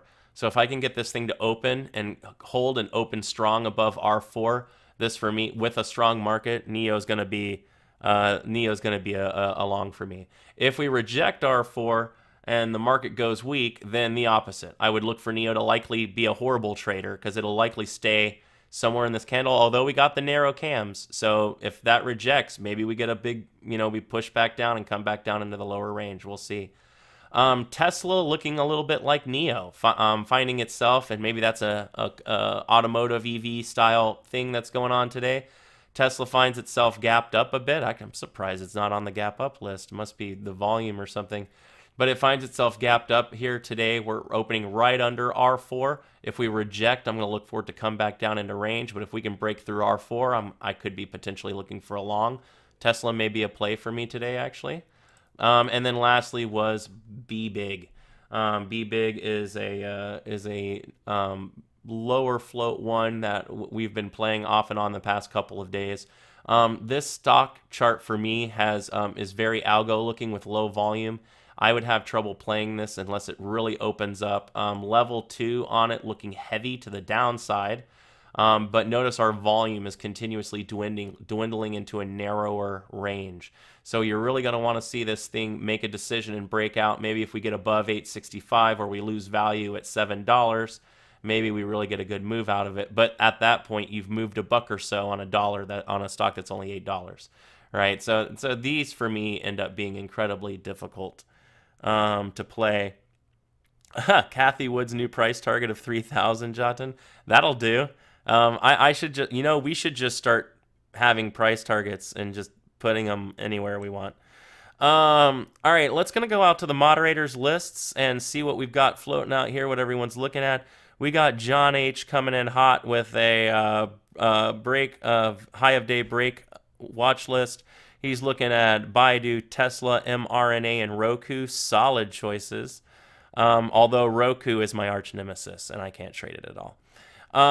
Initial watch list. Jared's keeping an eye on the China stocks, which is kind of what Norm and I was talking about. All of them kind of seem to be doing the same little bounce pattern. He's also going to be looking at XLF candidates and that push off PDC. He's watching the strong rise in 10-year interest rates, which should be interesting. Let's see. Tiffany's watch list: Tesla, Apple, AMC, IRNT. Interesting. She's got IRNT on there. I'm gonna have to look at that one again. The Prophet of Profit, Brian Peasant, coming in with mRNA, Fubo, Billy, KPLT or Catapult, TZA, and RNXT. Dima watching Apple and Neo. I think Dima and I are gonna have the same watch list today. And then also Jared, unsurprisingly, watching AMC, mRNA, and Sava. And Peter, unsurprisingly, watching AMD, Apple, and AMC. A secondary match, mRNA, and Neo. So, this is one of those moments where I really don't feel we had the world's strongest gappers. So we've kind of gone out and we found some other good items, and I really think most of those are quite nice. There were a couple on there that I saw from the mods list that I wanted to take a look at. Also, Jared was talking about financials, MS and GS. Might have something go on there. What was the one that I wanted to look at? I saw one and I got interested in it and then I forgot it. Not you. Maybe IRNT. Yeah. Okay. We'll do that one. Let's take a look at IRNT. So IRNT, that we do have to say this thing certainly has been moving and it is in play. As far as that goes, the volume has been dwindling a bit into the open, but with this gap and then this move down low, this stock could fill, which would give a really good opportunity, or it could bounce, which would give a really good opportunity. So definitely something worth keeping an eye on. The major thing I'm going to be interested in IRNT is maintaining an eye on the spread. The stock has moved a lot for a $30 stock, which, although it is in the lower float category, that still is a little bit, of something to pay attention to. One thing I like is how well accumulated it was. So I think we could hold here and bounce, but we'll see if we get a lot of volume right at the open and then we press and make new highs. That's what I would be looking for. And most specifically, a pre-market level somewhere around $30. I really like this. Hold on, I grabbed the wrong one. I really like this kind of this drawdown higher volume candle that came right down into $30. That really sets up for me as a critical level. So if we start to rally, I'd love to see it do a 5-minute ORB or something like that off of 30 as it squeezes back for VWAP. That could make it a really nice play on IRNT. Notable, Cody, thank you very much for pointing that out. For most of us, IRNT does not have shorts available. So makes it not my favorite. I like to be able to short because I short a lot. And let's see, Boss's watch list just came in. Andrew is going to be watching AMC, BABA, IRNT, RNXT, AEHR, and NEO. Real solid list there. So we've got some good stuff there. Over to the room, we got someone asking to look at Netflix. Chinese market is way oversold. Is it your golden ticket? I don't know if it's my golden ticket, Adham, but we've been swing trading the Chinese market. I know Brian has, and a couple of others have been swing trading it since lows about a week or so ago, and that has been really nice. But it's been moving well as swings go, but I find a lot of those stocks have traded very poorly intraday. That they kind of do a lot of their moves, and then they just kind of during the day they chop around and don't give us as much as we want. Let's see here. Netflix coming out on the room. So low volume on Netflix to start off the day, but that is not surprising. Netflix also, often has lower volume. It is a $600 stock at this point. Netflix was on CNBC early with an analyst declaring a high target. Any idea what, like in the 600s? Okay, I mean, that is a high target, but for Netflix, I suppose it's not that high of a target, right? The one thing I notice on Netflix that pops out is how parabolic it is on the daily right now. Netflix had this really big engulfing bar as it broke out to challenge this range, did a little consolidation, and then it has left. And it is moving away from the 9 and the 20 on the daily quite well. So this is definitely a strong performing ticker. So if you're looking for something to play, this may or may not be right up your alley. But one thing I have seen here is we do have some heightening volume up here with this upside down hammer. So if it looks to challenge 600 and it loses, this thing actually could draw back down, come back down, and test the 9 or the 20, accumulate a little bit more before running for that target. But we'll have to keep an eye on this. It has been very bullish lately, and I don't see any massive volume signal that just says, hey, this thing is done. So no reason it can't go up, so we'll have to keep an eye on it for that and see what happens. All right, well, I'm hanging out for a couple of minutes. I'm sure the guys will be getting logged in here to finalize their lists and get Brian and Andrew going. I'm just waiting for them to come into the system, and then I will queue them up for you guys. So for now, until I see them, let's take a couple. What do you say? B-Big's moving. There we go. I got Brian and Andrew. All right, so I'll throw B-Big up on the chart here. It is moving with some volume. I'm going to go ahead and cut over to Andrew and Brian for a little live trading. I hope everybody enjoyed the pre-market show today. Please, if you can, over there in YouTube land, throw us a like, subscribe to that channel. We certainly appreciate it. And again, thank you all for the super chats today and the support of our initiatives. Andrew, Brian, hello, gentlemen. Welcome. Hey, good morning. Good morning. Good morning, everybody. All right. So thanks, Norma, and thanks, Thor, for the amazing show. Brian, how are you today? I'm good. Pretty good. How are you doing? I am doing all right. I could use a little bit of more sleep, but other than that, it's pretty good. So I'm sharing my screen, guys. So you should be able to see my screen. If you change the switch, so YouTube guys, remember that the feed is delayed a little bit, so to see in real time, and you can check out the chat room. All right, so AMC is popping up a little bit, potential breakout. I'll see. And now it's losing the VWAP. Baba, horrible price actions. Nava is a mess. Which one is your favorite, Brian? Not really crazy about a lot. I was thinking Moderna might be a short, but now it's popping up. I've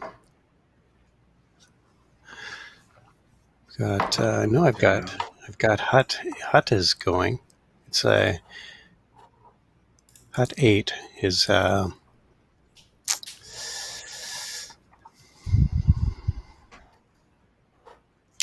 Bitcoin miner in Alberta. How's Bitcoin doing? It was breaking out. Basically, it had been stalling around 50,000. I think last night I looked, it was breaking out. KPLT still is looking interesting to me. It's kind of it's been having some pretty steady volume here. It's looking solid. We're getting ready to get into the open. Good luck, everybody. RNXT. Okay. So All right, so the market is open. AMC has some nice volume. BBIG is also really active. So leave it extended. Look at the volumes. AMC. SPY selling off. I like the Getting volume along on some BBIG. KPLT 688. Sorry, which one? KPLT. KPLT. Oh, hot's really going here. Here we go. It's trying to break through 7. It kind of goes there and then it pulls back. NEO turned out to be really strong.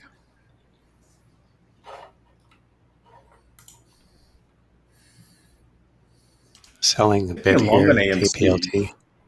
Ooh, Moderna's popping hard. Taking a long on AMC for 1 minute open range breakup. See if you can get through 46. You sell some more KPLT here. 710. Long AMC at 45.72. See if you can get to 46 above. Billy's. We did pop up above 46. Billy's popping here.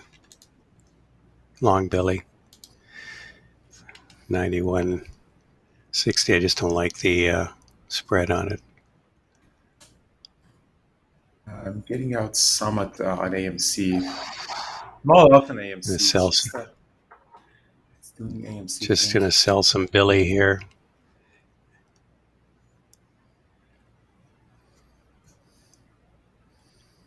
NEO is bouncing back.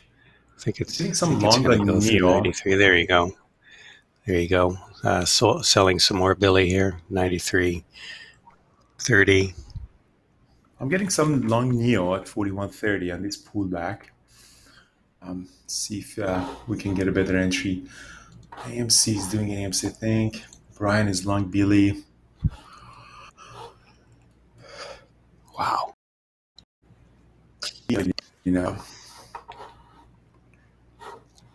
Still going, eh? BBIG still running really nicely. I was hoping to get a pullback on BBIG.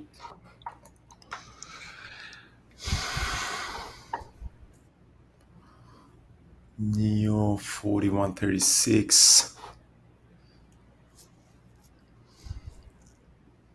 See if it loses the VWAP, I'm getting out.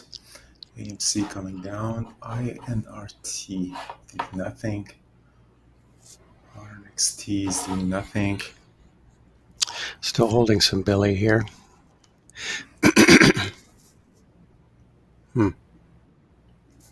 IWM popped up there.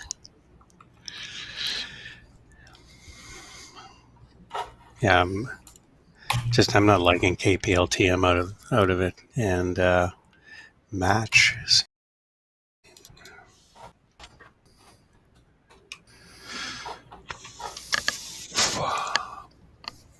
RNTX is losing it.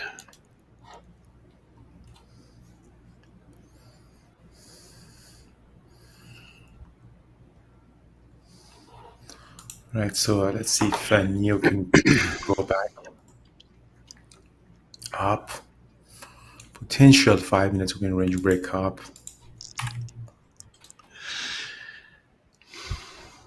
Above 41.50, I might add a little bit more on NEO.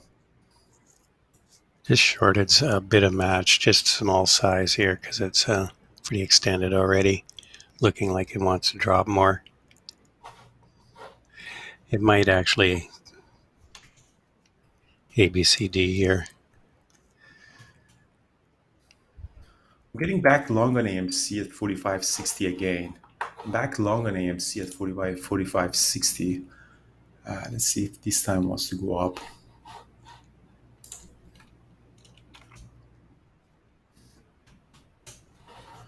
Okay, Neo is going to pop up. I'm adding a little bit more on Neo here to see if we can break the high of the day. AMC, I'm long on AMC at 45.74. See if AMC can go back up for the break of high of the day. Looks like an ABCD pattern. Neo struggling.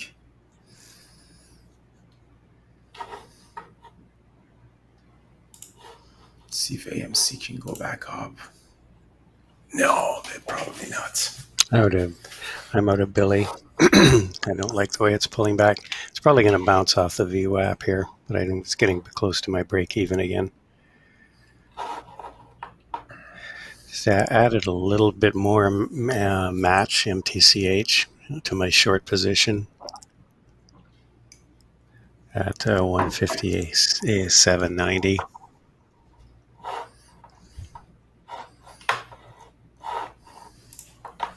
See if AMC can get to 46. Yeah, I knew it was going to bounce off the VWAP. That would have been a good entry if you weren't long already off the VWAP for Billy.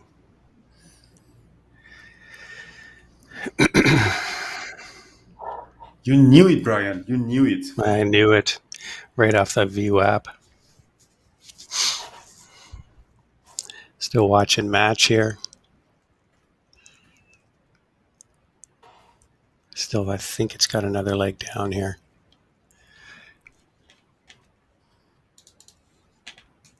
I'm getting out a little bit out of AMC. Just don't want to get into a flush. Same as Neo. I just don't like the way actually Neo is going. All out on Neo. I don't like the Neo.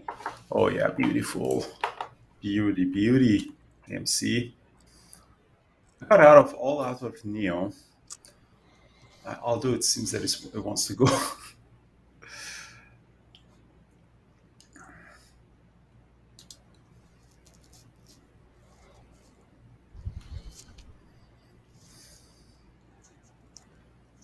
I get out of, I'm just getting out of match here. Just gonna maybe get a bounce.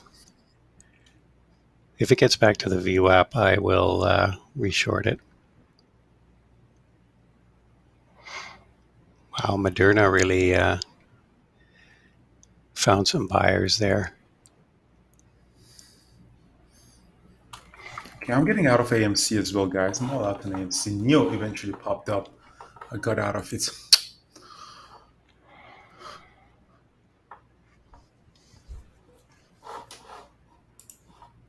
BBIF. I know Brian was trading BBIF. I just got stuff in these two. BBIG, sorry, yeah. BBIG. No, I haven't been trading BBIG.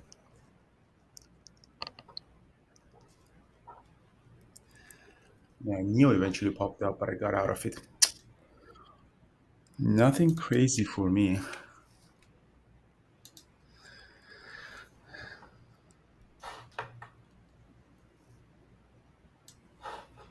Yeah, Neo turned out to be really nice. IWM popping. Just reshorting match here. 159.80.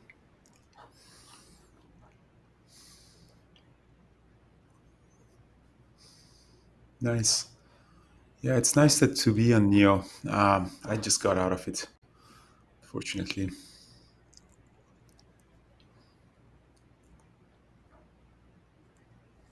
Just covering some match here, 199.20 or 159.20.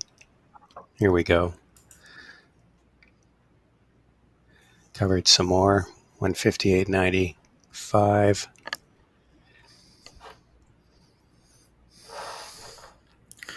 I'm up $972. No position.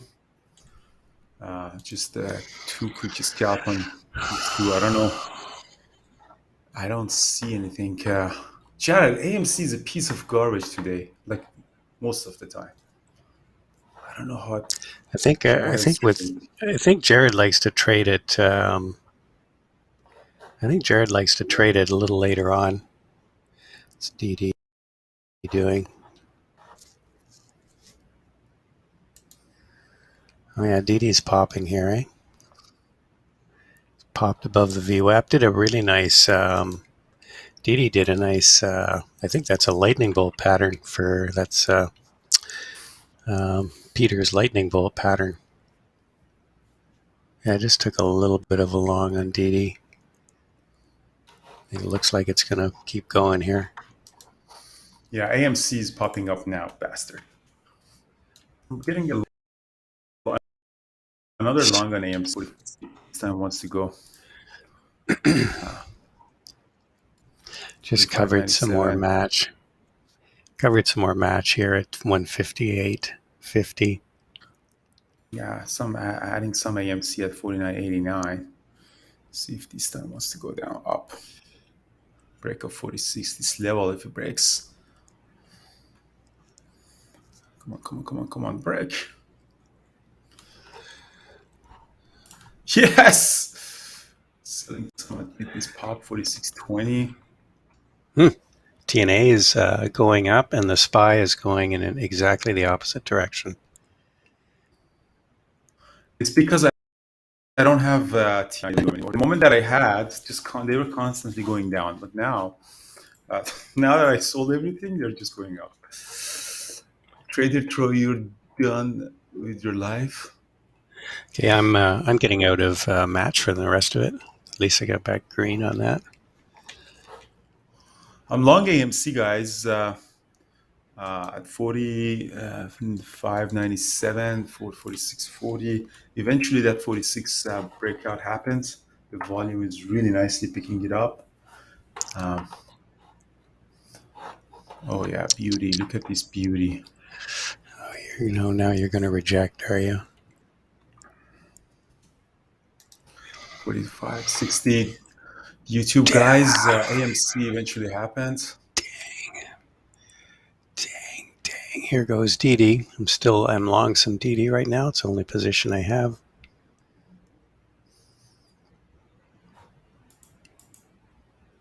KPLT is kind of warming up again. Yeah, I think AMC, I'll take 46, 47. I think I'm gonna Anyone take in there in AMC with me? Sorry. Yeah, I'm just selling some DD here. That was didn't make a huge amount of money on that so far, but at least green.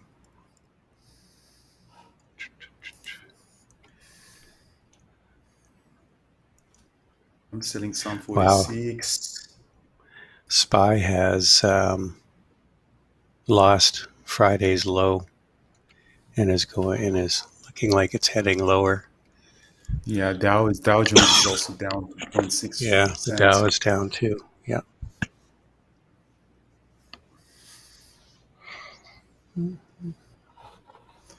What's Apple doing? AEHR is also popping up, going through 10. AEHR. I'm gonna trade it. I'm done with my day, but AEHR is also interesting. I still have 2,000 shares of AMC. I want to see if we can get above it. 47 on a daily chart. Look like we might get up to.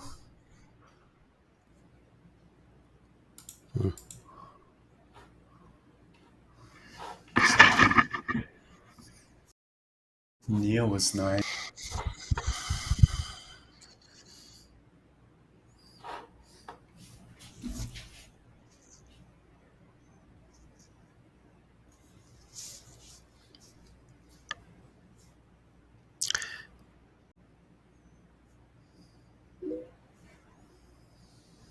Yeah, I'm just sold a little more here at 940 on DD.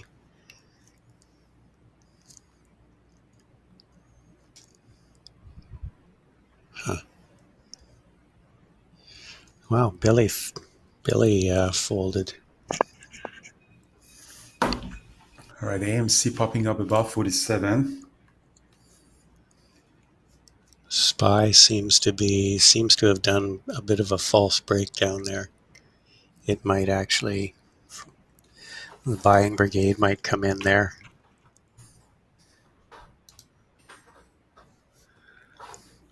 Huge Who ask else? on 47 popped up. 1 million shares traded. Did you see it in my time and sells? Actually, you could see it in my time On and B Big? sells on the AMC. Oh,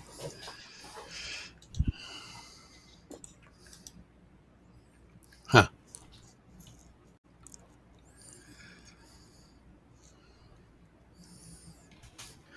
Adding a little bit more on this pullback on AMC. Not a lot because I don't want to miss my entry. 46.67. Let's see if we can push another 47.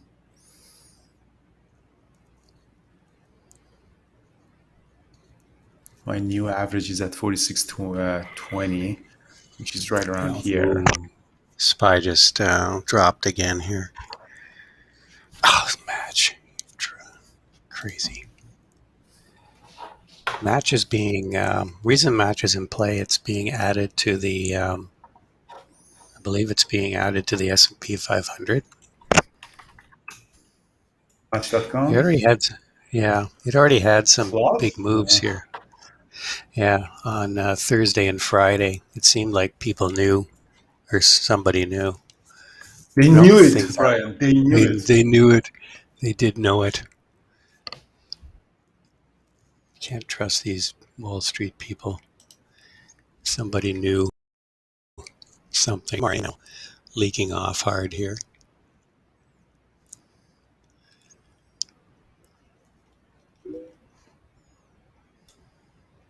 Yeah, that worked out pretty well.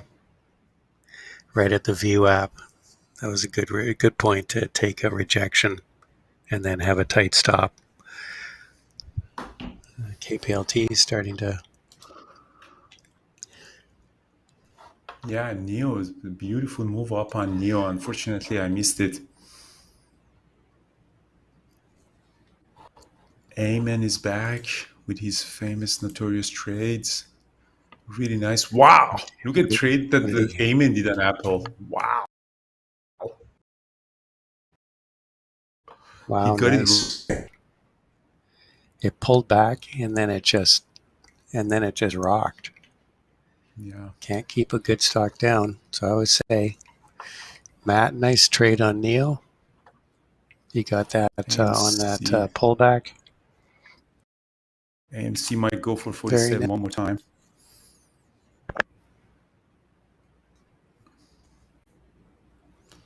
AMC, if you can go one more time for 47. No, I would sell a.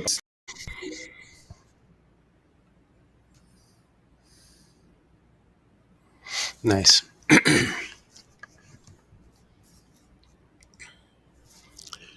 Okay, SPY. Maybe the SPY bounces here. That could have been a bit of a.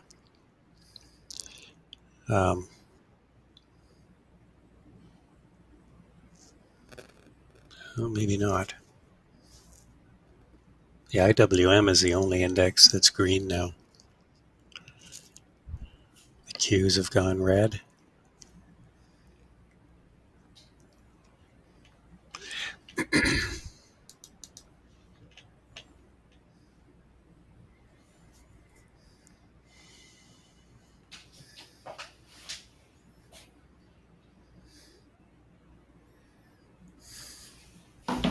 Let's see if AMC can do another 47 try. Already extended, holding this moving average. So let's see how Yeah, it I goes. can see energy stocks are up a bit here today.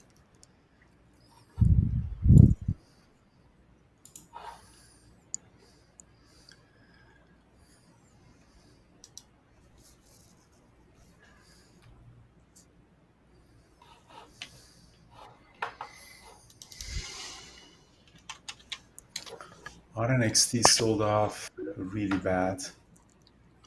Yeah. Oh yeah, I had, AMC selling some, more. Sorry about that.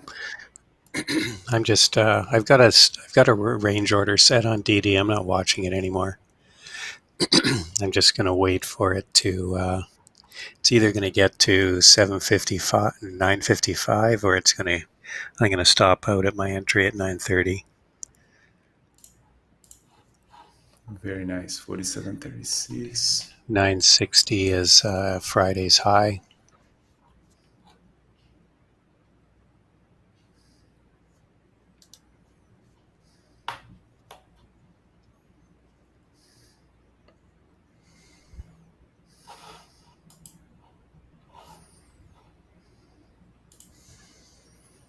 Very nice trade on Neo, Brandon. Really nice. Yeah, Neo. I looked at Neo in the pre-market. That it did look kind of interesting.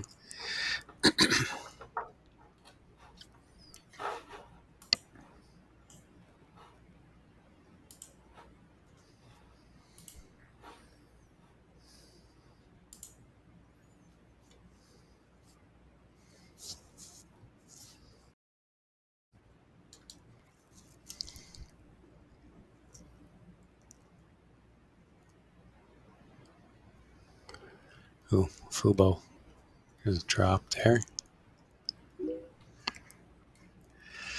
Oh, what's going on with Cloove?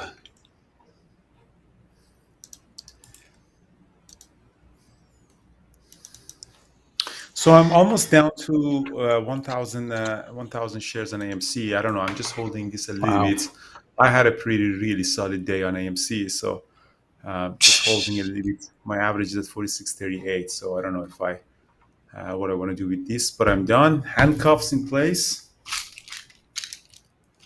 and yeah, just waiting to see if to do a recap later. I'm not gonna make any other trade. Kind of got lucky today with AMC. Yeah, it seems like the what's GME doing? Because GME is reporting this week.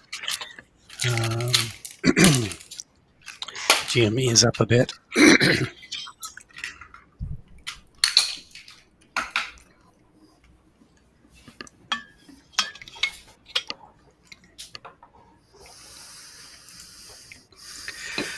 SPY is still selling off.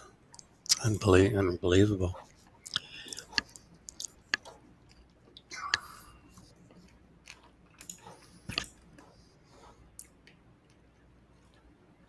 Brian, SPY is selling off 0.3% at all-time high. You're saying it's Yeah. unbelievable. It's unbelievable. Well, How I'm much do you just want to? surprised. You know, I'm surprised the buying brigade's going to show up at some point. They have to.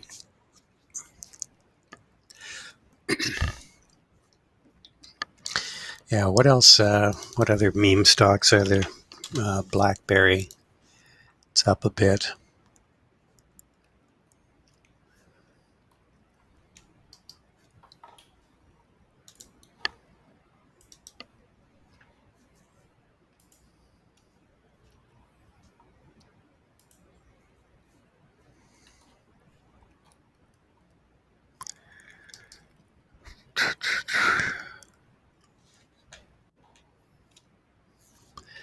I still think Match might have another leg down here, but it's not a great setup at this point.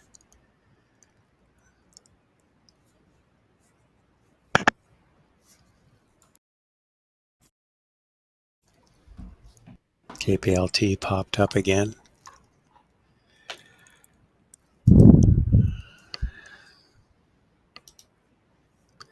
And RNXT is a dog's breakfast. And Peter's dying to play the dog noise, but can't do it. DKNG had a nice little pop at the open. Now it's sort of settling in.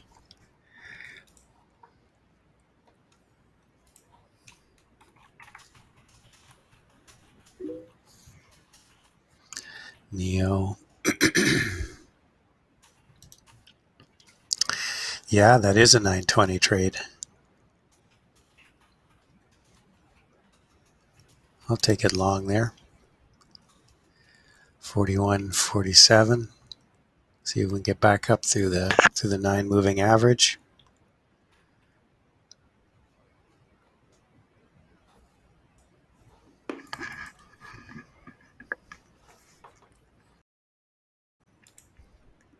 Just selling some here.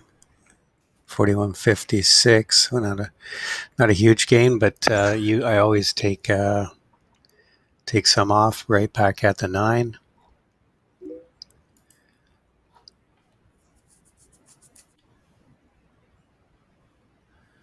Space, nice. So I'll take a look at space in a second here, but just see if this Neo plays out. So we'll next targets 41.70, 41.70ish.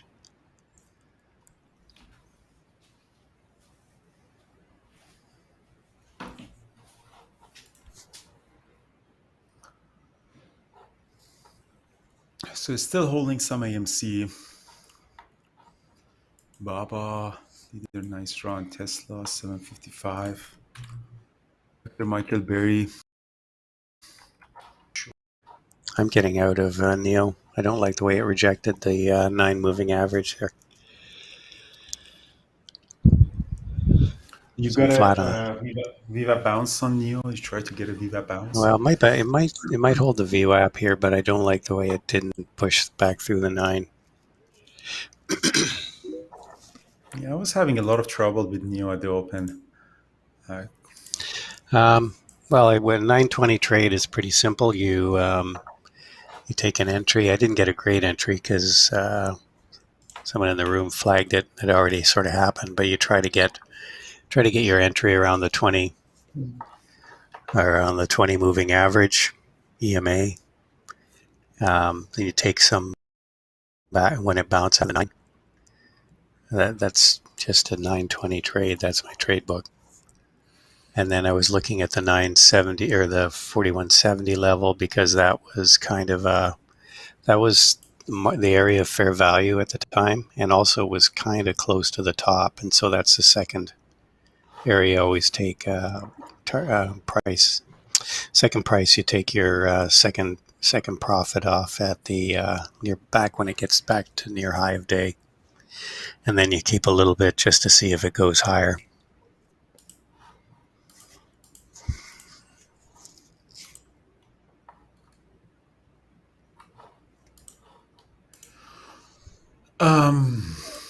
Okay, so finally here we go. Spies, the buying brigade's coming in here, and the TNA is or the IWM's rolling over a bit. It'll bounce back though.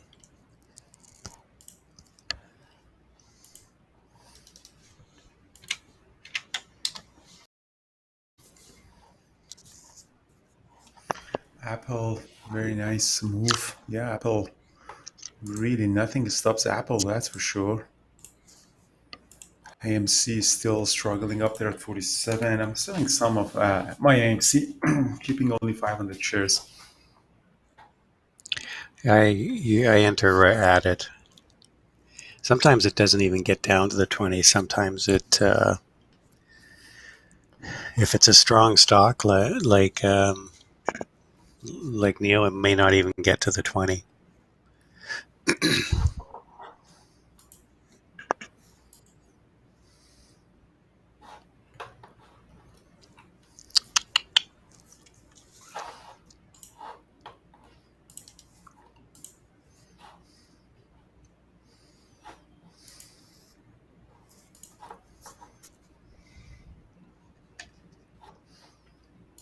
Koiden is usually 2-minute chart.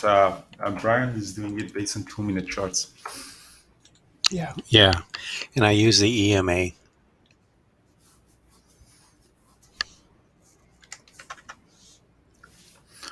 Like, I don't know, AMC slowly became it's just the move up was so fast that kind of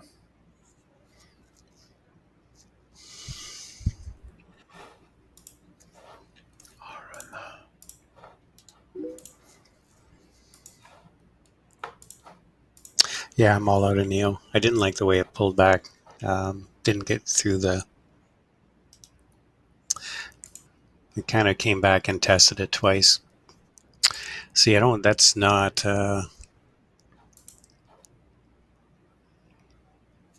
Yeah, that's not a typical sort of 920 trade, and that's I just got. When sometimes they get to the 9 and then they reject, and then they just continue to roll over. That's why I take partials at the 9. But usually if it'll keep going from there. So when it rejected from there, and got back to close to my break even, I just thought I'll get out. It's kind of a weird 920 trade, or a weird price action.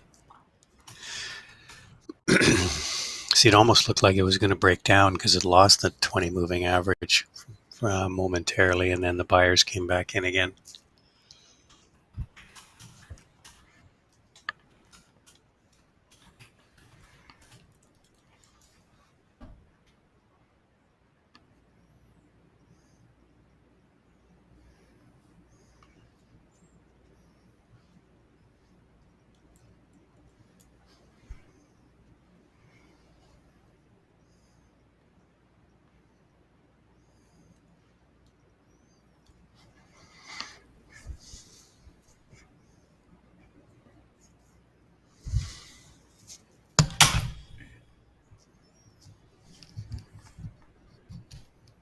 Where's Megan with your coffee? She is not here this morning. She was traveling over the long weekend, and she got stuck in the island. She couldn't take the ferry back. Oh, yeah, you had to have a reservation to get on practically.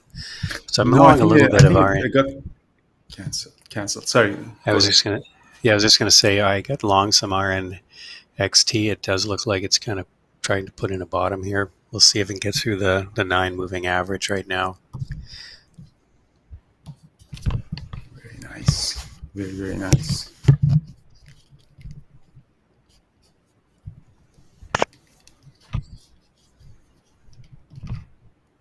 I need some volume now. XT. Still holding some AMC here. Let's see if AMC can do another pop for the break of high of the day. I think someone's coming. I don't know who he is. All right.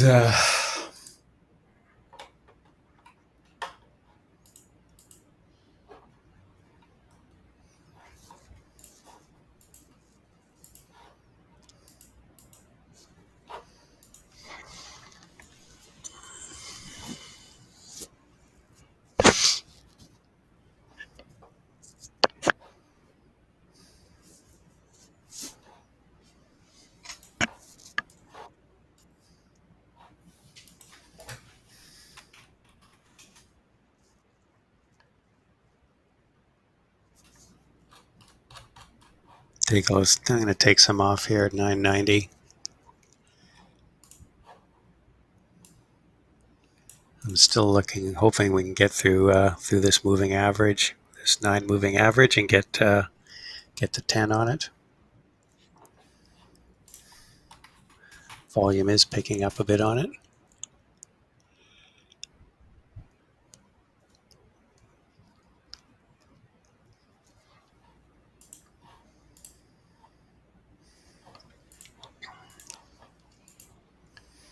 Yeah, AMC went for the break of high of the day again, 47.55. I still have 600 shares left.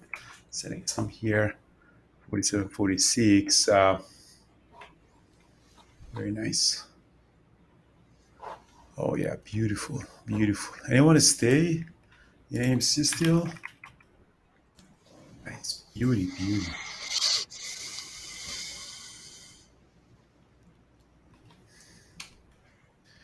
Yeah, PCT, Starbucks, PCT is sold out, and it starts today. So, but you can sign up for the next one, which starts in January. But yeah, we got so many people that unfortunately, we can't have all of everyone. Otherwise, you don't get that private mentorship and training from.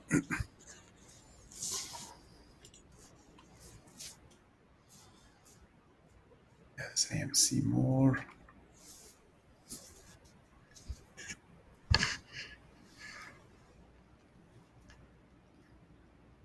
Yeah, there was an issue with the server of our website, so I do apologize for that. That was a little bit unfortunate. But we try to fix it.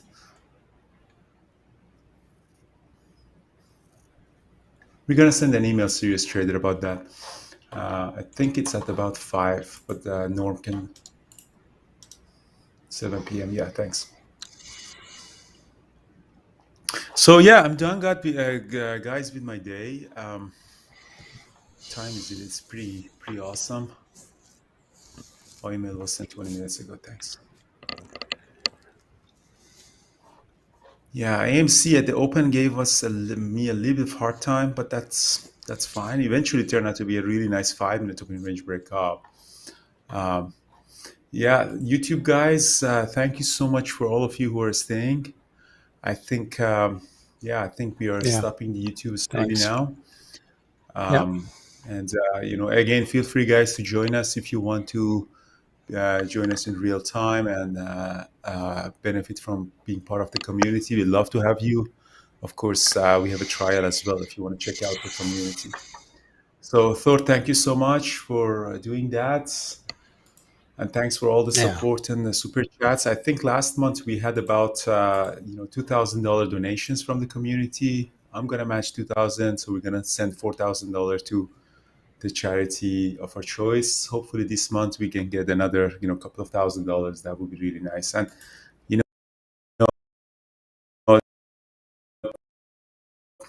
it's 2,000 from me. It's like 50,000 a year we're supporting, which is great.